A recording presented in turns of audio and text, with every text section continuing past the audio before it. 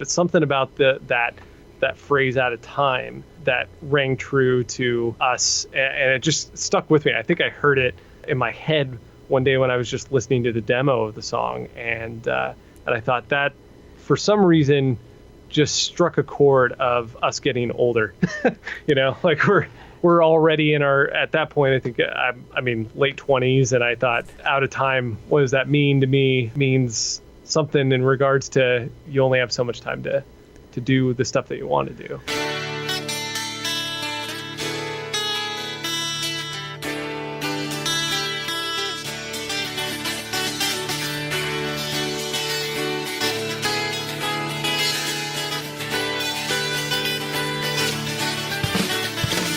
Welcome to the Better Each Day podcast radio show with Bruce Hilliard. Today and every day, reaching out for innovative ideas in every way. Today's show is brought to you by your future. It comes with a lifetime guarantee. Make a better each day now, baby. Better in every way.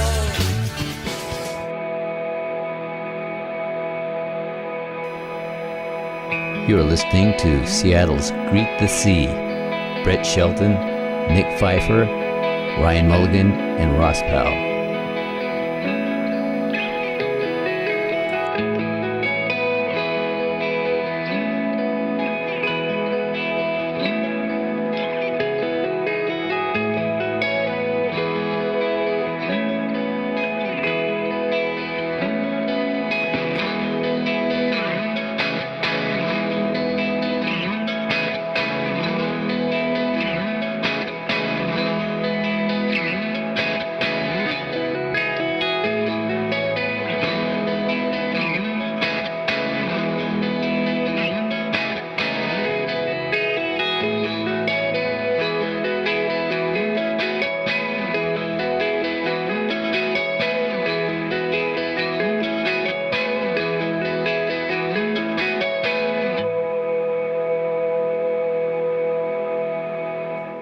The songs that I gravitate towards or hang on to, that's what I'm ultimately trying to emulate, is just, a certain mood, a certain atmosphere, and the words themselves can be taken a number of different ways. I think that's probably for the better, because you get too specific and then people you shut people out, or people just can't identify with it. It's kind of the end result, I guess. That's a cool philosophy, and it works for you guys. I really like it. A knock at the door. Yeah, I mean, that one's very literal. Come in. That you didn't have a doorbell. That was the first song we wrote. You were waiting for a pizza. Oh, yeah, that's exactly what it was. Yeah, and actually, I think that song, so I'm the second newest member of this band, and they had most of A Knock at the Door written, the only song they had when I joined, so I think that was... the first official Greet the Sea song. Yeah, and I think we changed a bunch of stuff. Once you joined, there was a whole bunch of stuff that was like the intro was completely different. There's a number of things that were different. Yeah, that was the first like writing endeavor, I think, that we had. Just for reference, basically Ryan and I and two of our friends started just jamming out in 2012, and how things go with bandmates, they didn't really work out. We weren't even really a band back then.